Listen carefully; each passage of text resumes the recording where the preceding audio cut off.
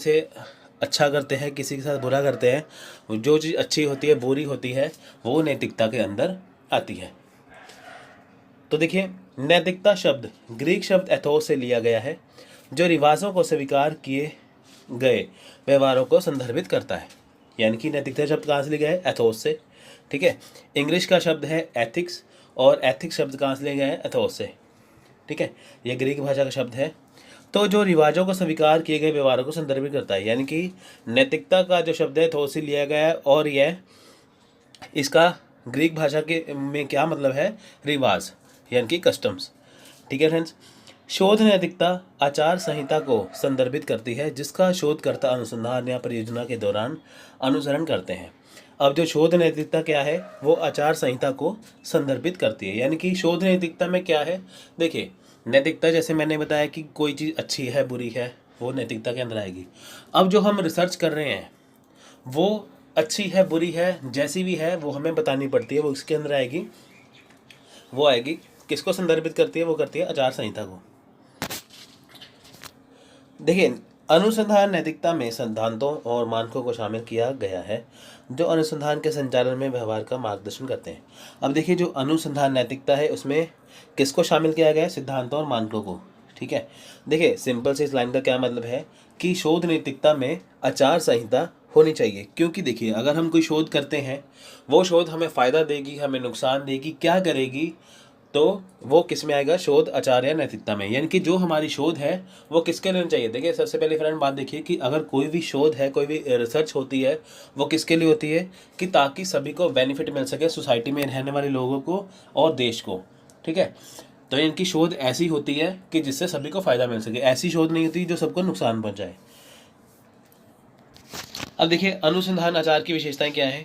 अनुसंधान नैतिकता अच्छी तरह से स्वीकार किए गए नैतिक और सामाजिक मूल्य पर आधारित है। यानी कि जो अनुसंधान नैतिकता है या अनुसंधान जो आचार है वो अच्छी तरह से स्वीकार किए गए, यानी कि जो चीज़ नैतिक है, जो चीज़ सही है, और जो सामाजिक मूल्यों पर आधारित है। यानी कि जो अनुसंधान, यानी कि जो रिसर्च कर रहे हैं वो किसके लिए कर रहे हैं? वो समाज के लिए कर रहे हैं, इसलिए वो सामाजिक मूल्य के पर आधारित होती है। यानी कि जो भी हम रिसर्च करेंगे वो समाज में रहने वाले लोगों को फ़ायदा देगी। अनुसंधान नैतिकता कानूनी, सामाजिक, नैतिक, आर्थिक और सांस्कृतिक सीमाएं प्रदान करती हैं। अब देखिए, जो अनुसंधान नैतिकता है वो ये सारी सीमाएं प्रदान करती है। अब देखिए, हर एक चीज़ की सीमा होती है, हर एक चीज़ की लिमिटेशन होती है। ठीक है, तो एक रिसर्च उतनी ही की जाती है जो इसके दायरे में आ सके। एक रिसर्च कानून के दायरे में रह के की जाएगी। ठीक है, जिससे इंसान को कोई नुकसान ना हो। यानी कि रिसर्च ऐसी की जानी चाहिए जिससे किसी को नुकसान ना पहुंचे, जो सामाजिक तौर पर सभी को लाभ पहुंचाए, अच्छी हो, नैतिकता तौर पर, आर्थिक स्तर पर, आर्थिक तौर पर भी सही हो, है ना, तो और सांस्कृतिक तौर पर भी सही हो। अब देखिए, नैतिक सिद्धांत क्या है? हमने बात तो की है कि जो अनुसंधान है वो नैतिक होना चाहिए। वो नैतिक सिद्धांत क्या है देखते हैं। देखिए, पहली बात है ईमानदारी। शोधकर्ता को अनुसंधान परियोजना में ईमानदारी से और सच्ची जानकारी प्रदान करनी चाहिए। शोधकर्ता गलत बयानी, चूक या आंशिक सच्चाई से गुमराह या छल धोखा नहीं करते। देखिए, इसमें क्या है कि अगर पहली बात तो किसी अनुसंधानकर्ता ने, किसी रिसर्चर ने कोई अनुसंधान या कोई रिसर्च की है, तो उसे सबसे पहले ये शोध करने के बाद ईमानदारी रखनी चाहिए। यानी कि जो जो उसकी जो उसने अनुसंधान किया है, जो उसने शोध किया है, वो उसमें क्या क्या उसने बताया है, वो सारा कुछ सच होना चाहिए। यानी कि उसकी जो शोध है, जो उसका अनुसंधान है, वो सही है, गलत है, क्या क्या उसमें कमियां हैं, ये सारी उसको बतानी चाहिए पूरी की पूरी ईमानदारी से। यानी कि ये ना उसने किया कुछ और है, अनुसंधान में बताया कुछ और है। इसमें गलत बयानी वगैरह कुछ नहीं दी जानी चाहिए। अगर कहीं पे गलती है तो उसे गलती को बताना चाहिए कि हाँ, ये चीज़ यहाँ पे गलत है। ठीक है फ्रेंड्स, तो यानी कि अनुसंधानकर्ता को शोध करते समय जब वो अपना शोध कर लेगा तो उसको ईमानदारी से पूरा उसको बताना चाहिए कि ये कैसे कैसे किस पर आधारित है, इसमें कोई भी गलत बयानी नहीं होनी चाहिए। वफादारी। शोधकर्ता सत्य की खोज करना चाहते हैं और व्यक्तिगत ईमानदारी और साहस का प्रदर्शन करते हैं। शोधकर्ता को सुविधा के लिए सिद्धांत और मूल्य का त्याग नहीं करना चाहिए, पखंडी या बेईमान नहीं होना चाहिए। ठीक है, यहाँ पे होना चाहिए की जगह नहीं होना चाहिए आना था, यहाँ पे गलत लिख हो गया है थोड़ा सा, अब इसको सही कर लेना। उसे पाखंडी या बेईमान नहीं होना चाहिए। देखिए अब देखिए उसे वफादारी रखनी चाहिए। अब देखिए कि जो शोध करता है यानी कि जो रिसर्चर है वो हमेशा शोध करेगा किसकी, सत्य की खोज करना चाहता है, इसलिए वो ईमानदारी से चलता है। अब उसे क्या करना चाहिए, उसे किसी भी तरह का मतलब कि कोई भी झूठ या बेईमानी नहीं करनी चाहिए, उसे ईमानदारी रखनी चाहिए। यानी कि अगर वो कोई रिसर्च करने जा रहा है, कोई शोध करने जा रहा है, तो वो उसके प्रति ईमानदार रह के उसे चीज़ को कर सके। एग्जाम्पल के तौर पे हम देखते हैं कि जैसे कोई शोध करता है, जो कोई रिसर्चर है, अगर कोई मेडिसिन वो अगर उसने वैज्ञानिक है, उसने अगर मेडिसिन को अगर ऐसा बनाना है कि जो सभी को हर बीमारी से मुक्त कर सके, तो उसे वफादारी से उसी के ऊपर जाना चाहिए, उसी के बारे में उसे रिसर्च करनी चाहिए। ठीक है, नेक्स्ट है वफादारी या निष्ठा। देखिए शोधकर्ता विश्वास के योग्य है, व्यक्ति या समाज के प्रति वफादारी प्रदर्शित करते हैं, वे व्यक्तिगत लाभ के लिए विश्वास में सीखी गई जानकारी का उपयोग या खुलासा नहीं करते। अब देखिए निष्ठा रखनी चाहिए। अब देखिए इसमें क्या है कि जो शोध करता है उसके ऊपर विश्वास होता है, वो विश्वास के योग्य है।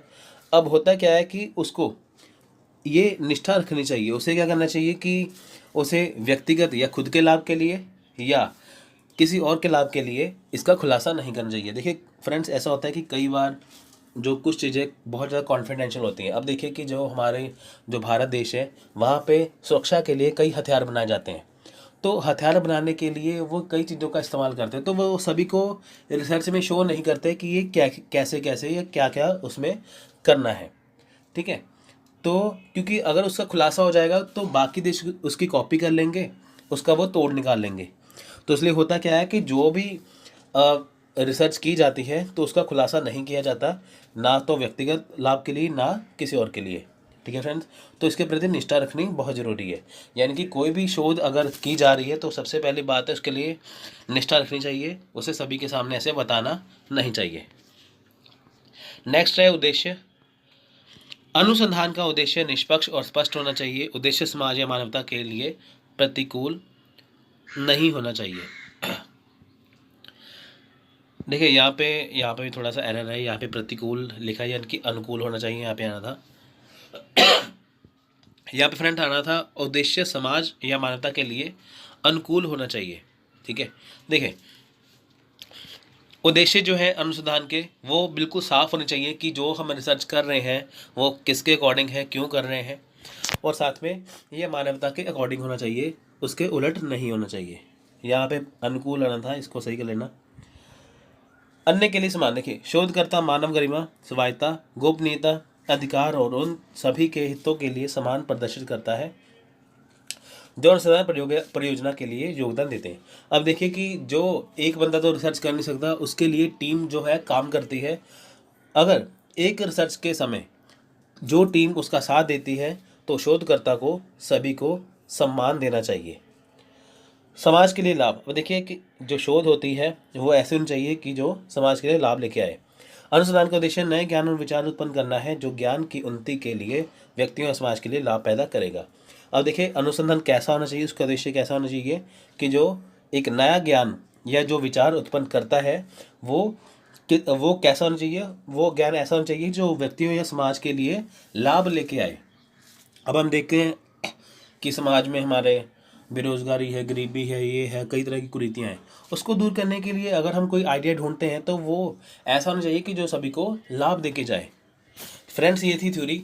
अब देखते हैं कि इसके बाद जो अभी प्रश्न उत्तर कौन कौन से आ चुके हैं पिछले सालों में इससे रिलेटेड। तो देखिए पहला प्रश्न है, अच्छा अनुसंधान नैतिकता का अर्थ क्या है। यानी कि जो एक अनुसंधान नैतिकता है जो अच्छी है उसका अर्थ क्या है। ये दिसंबर 2012 का क्वेश्चन था। देखिए आपके सामने ऑप्शन रखे हैं, ऑप्शन को पढ़िए। आपके ऑप्शन नंबर ए है, आपके शोध को प्रायोजित करने वाली कंपनी में शेयरों या शेयर की होल्डिंग का खुलासा नहीं करना। किसी विशेष शोध समस्या को एक पीएचडी या रिसर्च छात्र को सौंपना। एक शोध पत्र से अपने सहयोगियों के गोपनीय डाटा के बारे में चर्चा जो आप एक अकादमिक पत्रिका के लिए समीक्षा कर रहे हैं, या एक से अधिक पत्रिकाओं में प्रकाशन के लिए एक ही शोध पांडुलिपि प्रस्तुत करना। देखिए इसका राइट आंसर है बी, यानी कि एक अच्छा अनुसंधान कर्ता का क्या अर्थ है कि किसी विशेष शोध समस्या को केवल एक रिसर्च छात्र को सौंपना। यानी कि अगर कोई विशेष शोध समस्या हो रही है तो वो सिर्फ एक रिसर्च छात्र को ही सौंपी जानी चाहिए कि ताकि उसके ऊपर वो अच्छे से रिसर्च कर सके। अगला प्रश्न है, अनुसंधान नैतिकता का अनुसंधान के किस चरण के साथ अधिक बार सीधा संबंध है। यानी कि जो अनुसंधान नैतिकता है उसका अनुसंधान के किस चरण के साथ सीधा संबंध है। ठीक है, यानी कि जो हमारी रिसर्च है, जो हमारा अनुसंधान है, उसमें उसका संबंध, ठीक है, अनुसंधान नैतिकता के साथ कहाँ पर है। ये जुलाई 2016 में क्वेश्चन था। पहला ऑप्शन है शोध के दायरे को परिभाषित करना और परिसीमन करना, शोध निष्कर्षों की समस्या तैयार करना और रिपोर्ट करना, शोध के लिए जनसंख्या को परिभाषित करना और नमूना तकनीक को तय करना, या सांख्यिकी तकनीकों और डाटा विश्लेषण के बारे में निर्णय लेना। तो ऑप्शन नंबर 2 इसका राइट आंसर है, यानी कि शोध निष्कर्षों की समस्या तैयार करना और रिपोर्ट करना। अब देखिए कि जो शोध निष्कर्ष है, यानी कि जब हम शोध के एंड में आ जाते हैं कि उसमें देखते हैं कि कौन कौन सी समस्या आती हैं, फिर रिपोर्ट करना है, वो होती है अनुसंधान के चरण में। ठीक है, तो अगला प्रश्न है, शोध नैतिकता के मुद्दे को शोध के किस चरण में प्रासंगिक माना जाता है। अब देखिए कि जो शोध नैतिकता है उसका जो मुद्दा है वो शोध के किस चरण में सही माना जाता है, प्रासंगिक माना जाता है। ये जनवरी 2017 में क्वेश्चन आया था। देखिए, समस्या निर्माण और इसकी परिभाषा के स्तर पर, अनुसंधान की जनसंख्या को परिभाषित करने के स्तर पर, डेटा संग्रह और व्याख्या के चरण में, या निष्कर्षों की रिपोर्टिंग के स्तर पर। तो इसका राइट आंसर है ऑप्शन नंबर 3, डेटा संग्रह और व्याख्या के चरण में। ठीक है फ्रेंड, जो शोध नैतिकता है वो शोध के डाटा संग्रह और व्याख्या के चरण में आती है। तो फ्रेंड्स, ये थे आज का लेक्चर।